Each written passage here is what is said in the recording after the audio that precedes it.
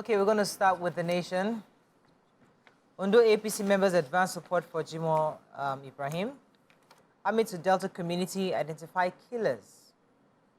85 abducted in Kaduna. Edo 2024. Okpebolo, Idahosa gets Tinubu's backing. Ulubadan, Fidal for Makbo. Services affected by undersea cable cut restore, says NCC. After sacking 7, 12 more CBN directors to go. Okay, which story are we starting with? So I have the Army to Delta community story. So the Nigerian Army, through the defense spokesman, Major General Edward Buba, and his counterparts, Onyamawa Chikun, yesterday released the names on X of the officers that were killed. Should I go ahead and name the names? Yeah, go ahead. Okay, so they named the list as Lieutenant Colonel A.H. Ali, Major Safa, Major D.E.O.B., and Captain U. Zakaria, the major officers on the team. And the soldiers are Staff Sergeant Yaya Saidu, Corporal Yaya Dambaba Corporal Kabir Bashir, Lance Corporal Bulus Haruna, Shole Opeyemi, Bello Anas, Aman Peter, and Ibrahim Abdullahi, and the rest are Private Alaji Isa, Clement Francis Abubakar Ali, Ibrahim Adamu, and Adamu Ibrahim, and they, tweeted that they should rest in peace, and then it further went on to dissuade us comments that they had a reprisal attack at that community. They said that we should completely disregard any of such statements that that suggests that they had a reprisal there, that these are evil people trying to propaganda that will prevent military from complying with the president's order, which is, of course, that they should deal with the situation and investigate and find out the people behind it. They said that they are peddling falsehood by people whipping up sentiments and swaying the public to cover up, endorse, or support the outrageous criminal acts of their armed youth gang should be against the army, and it should be disregarded totally. Okay. Yeah. Go ahead. Yeah, go ahead. No, go on. I have the story about Kaduna.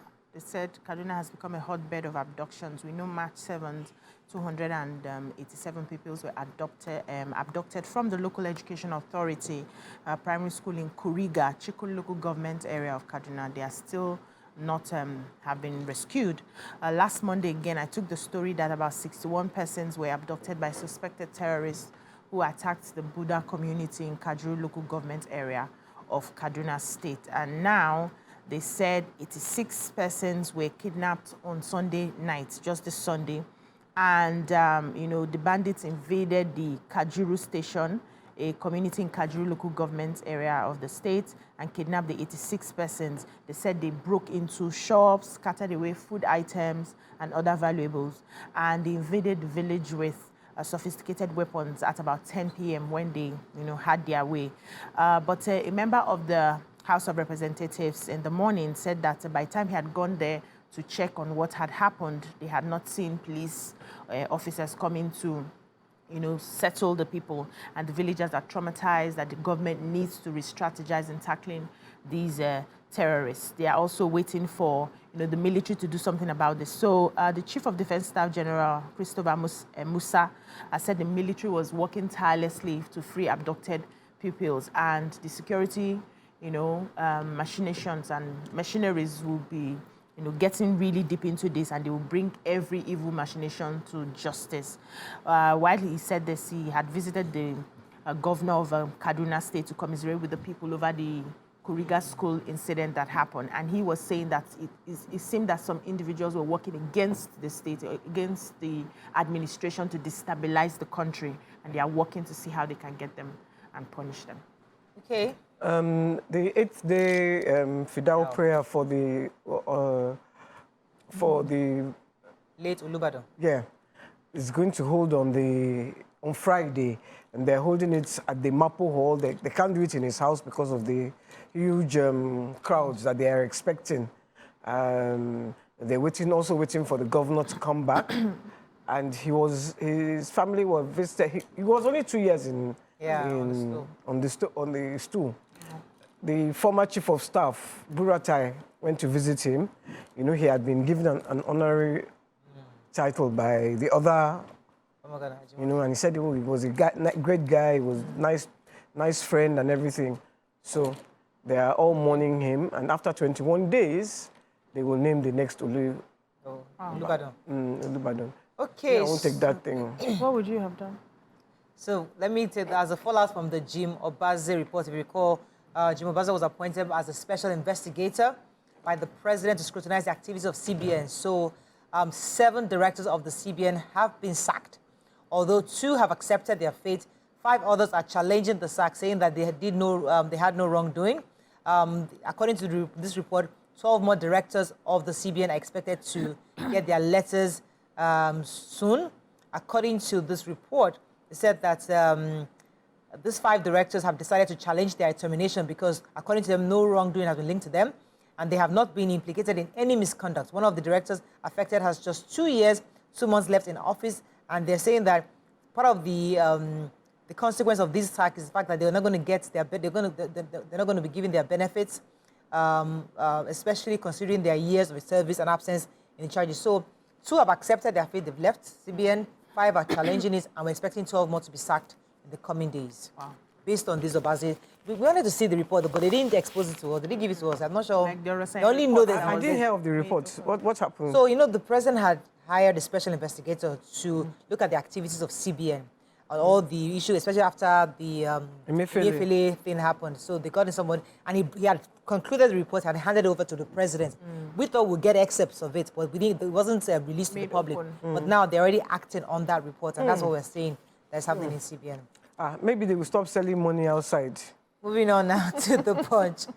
Soldiers killing Army Delta community differ over reprisal as troops arrest 20. Dollar supply rises to $1 billion.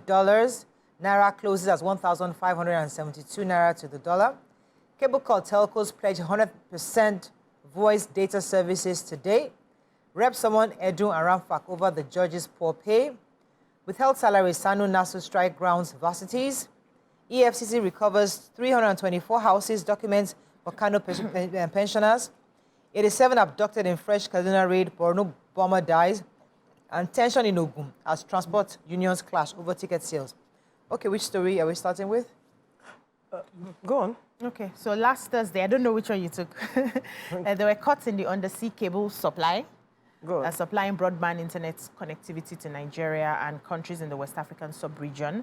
That made many banks, financial institutions, telecoms company, and allied firms to scale down their operation. So the companies affected were the West African cable system and African coast to Europe on the West Coast route from Europe, both of which have had experienced faults. Then additionally, SAT3, the main one, had reported downtime over the cable. However, the Association of Licensed Telecommunications Operators of Nigeria said that the voice and data services affected by the cut in the undersea fiber optics along the coast of Cote d'Ivoire and Senegal will be completely restored on Sunday. They had said yesterday that 90% of the services have been restored, but now they are saying they are going to be completely restored.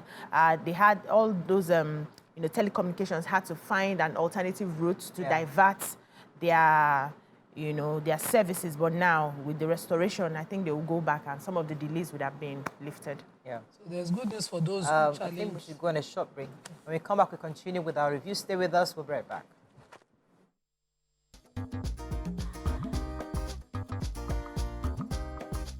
Stay tuned. Your View will be right back.